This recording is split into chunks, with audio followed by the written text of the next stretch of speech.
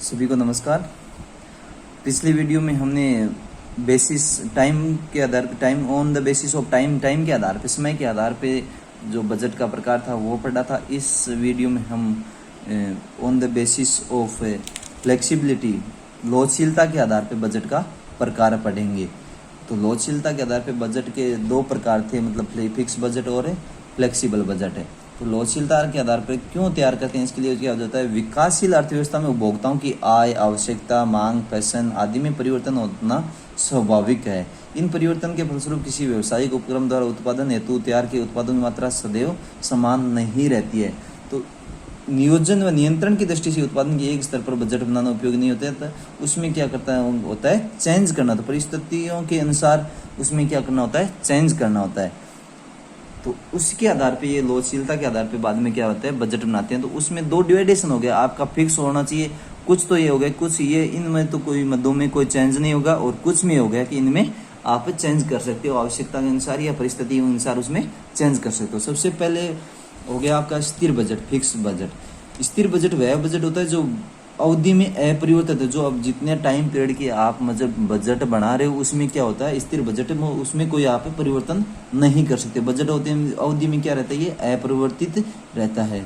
यह क्रियाशीलता के एक विशेष स्तर के लिए बनाया जाता है, मतलब एक जो आपकी एक्टिविटी है उनके लिए एक विशेष स्तर के लिए बनाया जाता है। यदि भविष्य में परिस्थितियां परिवर्तन होने से क्रियाशीलता का वास्तविक स्तर बजटेड स्तर से निश्चित या कम बजटेड जो आपने जो बजटेड जो स्तर निर्धारित किया है उससे कम या ज्यादा होता है तो भी आप बजट अनुमानों को बदल नहीं सकते हो। क्रियाशीलता के एक निश्चित स्तर को स्थायी मानकर जो बजट तैयार किया जाता है वह क्या होता है, स्थिर बजट होता है।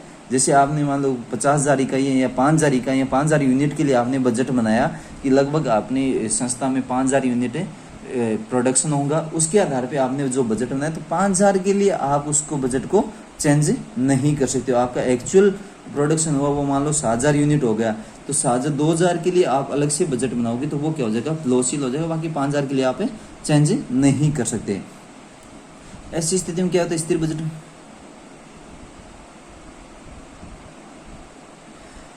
अब जैसे प्रोडक्शन में ज्यादा हो गया तो उसे ऐसी स्थिति में क्या होता है, फिक्स बजट है तो वास्तविक समंकों और बजटेड अनुमानों के अंतर क्रियाशीलता स्तर में परिवर्तन के लिए बिना किसी प्रकार का समायोजन ज्ञात किया जाएगा, उसमें कोई चेंज नहीं किए जाएंगे। तो स्थिर बजट आपका लगभग क्या रहता है, स्थिर रहता है। दूसरा आ गया आपका लोचशील बजट। लोचशील बजट आपका क्या होता है, अलग अलग स्तर पर अलग अलग तैयार किया जाता है। सामान्यतः बजट क्रियाशीलता के स्तर को लक्ष्य मानकर आप जो भी बजट तैयार करोगे तो वो क्या होगा, आप किसी न किसी एक लेवल को आप पकड़ना पड़ेगा कि इस लेवल पे मैं इस बजट को तैयार कर रहा हूँ। जैसे आपने 5,000 यूनिट मान ली, 7,000 यूनिट, उस लेवल के अकॉर्डिंग ही आप बजट तैयार करोगे। तो क्रियाशीलता के स्तर को लक्ष्य मानकर तैयार किया जाता है। क्रियाशीलता स्तर या उत्पादन की मात्रा से आशा है कि कुल उत्पादन मात्रा का कितना प्रतिशत होगा। आपने जो बजट बनाया है टोटल आपका एस्टिमेट भाई आपका प्रोडक्शन कितना होगा, उसके कितने % आपने मानकर उसको आपने बजट बनाया है।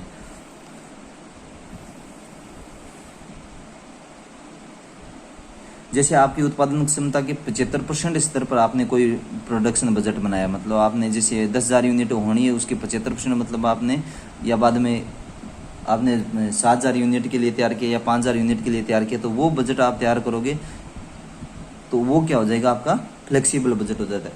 फ्लेक्सिबल बजट में सबसे मेन रहता है आपकी कॉस्ट का डिवाइडेशन करना। आप कॉस्ट का डिवाइडेशन कैसे करोगे, जो आपकी कॉस्ट होगी उसको आप डिवाइडेशन लागत है, लागत को आप कैसे आप अलग अलग भागों में बांटोगे। तो लोचशील बजट का मुख्य आधार होता है लागतों का परिवर्तनशीलता के आधार पर विभाजन करना। आपकी जो लोचशील बजट बनाओगे, आप फ्लेक्सिबल बजट बनाना है, उसके लिए मेन आपका जो आधार है होगा वो क्या होगा, लागतों का परिवर्तनशीलता के आधार पर।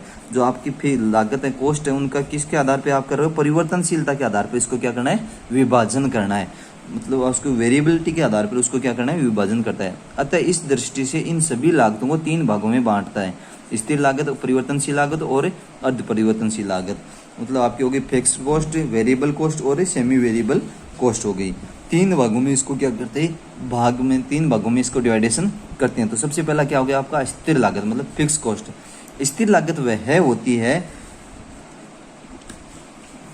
स्थिर लागत वह होती है जो अल्पकाल में उत्पादन की मात्रा में परिवर्तन के साथ कुल मात्रा में अपरिवर्तन रहती है किंतु प्रति इकाई परिवर्तनशील होती है। स्थिर लागत क्या होगी? फिक्स कॉस्ट वह कॉस्ट होती है जो अल्पकाल में शॉर्ट टर्म में प्रोडक्शन की जो मात्रा क्वांटिटी उसमें जो परिवर्तन के साथ जो आपकी क्वांटिटी में परिवर्तन क्या होगा उसके साथ क्या होती है कुल मात्रा में अपरिवर्तित रहती है। मतलब जो आपकी टोटल फिक्स कॉस्ट होगी वो क्या रहेगी? फिक्स्ड ही रहेगी, उसमें किसी प्रकार का कोई चेंज नहीं होगा किंतु प्रति इकाई परिवर्तनशील होती है।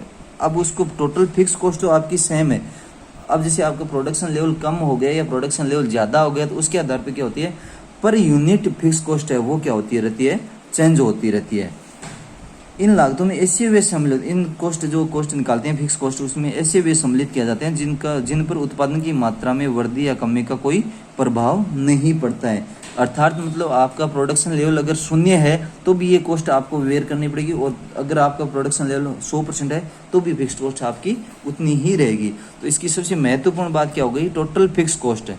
टोटल फिक्स कॉस्ट आपकी क्या रहती है? किसी भी प्रोडक्शन लेवल पे आपकी फिक्स्ड ही रहेगी और आपकी पर यूनिट फिक्स कॉस्ट है वो क्या हो जाएगी? प्रोडक्शन लेवल के चेंज होने से वो चेंज होती रहती है। जैसे आपका प्रोडक्शन लेवल बढ़ा तो पर यूनिट कॉस्ट क्या हो जाएगी? आपकी कम हो जाएगी और जैसे ही प्रोडक्शन लेवल आपका कम हुआ तो पर यूनिट कॉस्ट है पर यूनिट फिक्स कॉस्ट है वो क्या हो जाएगी? आपकी बढ़ जाएगी। दूसरी हो गई आपकी इसमें वेरिएबल कॉस्ट फिक्स परिवर्तनशील लागत वेरिएबल कॉस्ट।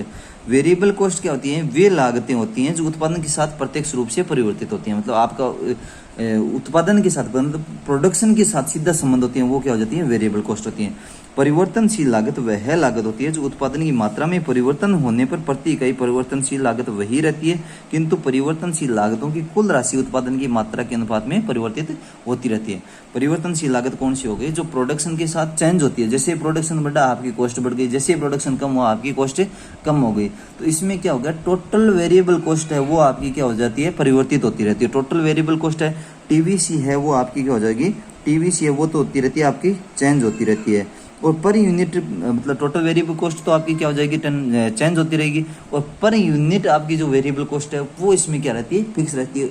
इसका स्थिर लागत का ये उल्टा, उसमें क्या होती है? पर यूनिट फिक्स कॉस्ट है वो चेंज होती रहती है और इसमें पर यूनिट वेरिएबल कॉस्ट है वो क्या रहती है? आपकी फिक्स रहती है और टोटल वेरिएबल कॉस्ट है वो क्या होती रहती है? चेंज होती रहती है। तो इन दोनों में जो मेजर अंतर ये हो गया कि स्थिर लागत है वो कुल लागत स्थिर रहती है और पर यूनिट स्थिर लागत है वो क्या होती रहे? चेंज रहती है। और ये कुल परिवर्तनशील लागत वो तो चेंज होती रहेगी और प्रति यूनिट परिवर्तनशील लागत है वो क्या हो जाएगी? ये फिक्स रहेगी। अब जैसे इसका क्या होता है उदाहरण के रूप में जैसे करेंगे तो प्रत्यक्ष सामग्री हो गया आपका, प्रत्यक्ष मजदूर मतलब आपका डायरेक्ट लेबर हो गया और डायरेक्ट मटेरियल हो गया, डायरेक्ट लेबर हो गया, डायरेक्ट एक्सपेंसेस हो गया, बिक्री पर कमीशन मतलब जो कमीशन ऑन सेल्स, ये क्या होती हैं आपके टोटल में चेंज हो जाएंगे और पर यूनिट में क्या होंगे? ये फिक्स रहेंगे। तीसरी आपकी हो गई अर्ध परिवर्तनशील लागत सेमी वेरिएबल कॉस्ट। अर्ध परिवर्तनशील लागत वे लागत होती है मतलब ऐसी लागत जिसमें उत्पादन की मात्रा में वृद्धि या कमी के साथ परिवर्तन तो होता है किंतु यह परिवर्तन उसी अनुपात में नहीं होता जिस अनुपात में उत्पादन में वृद्धि या कमी होती है। तो वो क्या कहलाती है? अर्ध परिवर्तनशील लागत कहलाती है। अर्ध सेमी वेरिएबल कॉस्ट में क्या होता है? चेंज तो होगा। सेमी वेरिएबल कॉस्ट में क्या होगा? उत्पादन जो प्रोडक्शन लेवल होगा उसके साथ चेंज तो जरूर होगा परंतु उसी रेशियो मतलब उसी अनुपात में नहीं होगा जिस अनुपात में क्या होता है? प्रोडक्शन लेवल चेंज होता है। तो वो क्या हो गया कि उसके अनुपात में होती है तो वो क्या हो जाएगी? Variable cost. उससे कम अनुपात या ज्यादा अनुपात में होता है तो वो क्या हो जाएगी? आपकी सेमी वेरिएबल कॉस्ट कहलाती है, तो अर्ध परिवर्तनशील लागत कहलाती है।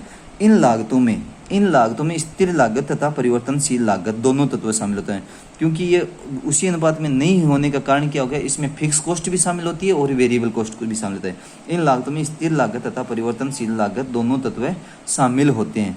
लोचशील बजट बनाने के अर्ध परिवर्तनशील लागतों की स्थिर लागत तत्व परिवर्तनशील लागत तत्वों को पृथक करना अनिवार्य है। अगर अपन फ्लेक्सिबल बजट बना रहे हैं तो उसमें जो सेमी वेरिएबल कॉस्ट है उसमें से फिक्स कॉस्ट और वेरिएबल कॉस्ट को अलग अलग करना अनिवार्य है क्योंकि अर्ध परिवर्तनशील लागतों में जो परिवर्तनशील लागत का जो तत्व है उसे परिवर्तनशील लागत का भाग माना जाता है तथा स्थिर लागत का जो तत्व है उसे स्थिर लागत का भाग माना जाता है। जो सेमी वेरिएबल कॉस्ट है उसमें जो शामिल है उसमें अलग अलग करने के लिए जो भाग होते हैं उनको अलग अलग करना अनिवार्य होता है। अर्ध परिवर्तनशील लागतों में से स्थिर लागत तत्व तथा परिवर्तनशील लागत तत्वों को अलग अलग करने के लिए निम्न विधियां काम ले जाती है। इसके लिए मतलब अलग अलग कॉस्ट, जैसे सेमी वेरिएबल में से वेरिएबल और फिक्स कॉस्ट को अलग अलग करने के लिए आपकी 3 विधियां काम में ली जाती है। उच्च व निम्न विधि, विक्षेप रेखाचित्र विधि और न्यूनतम वर्ग विधि। उच्च व निम्न विधि, विक्षेप रेखाचित्र विधि और न्यूनतम वर्ग विधि। तो ये विधियां अपन नेक्स्ट जो वीडियो होगा उसमें करेंगे। धन्यवाद।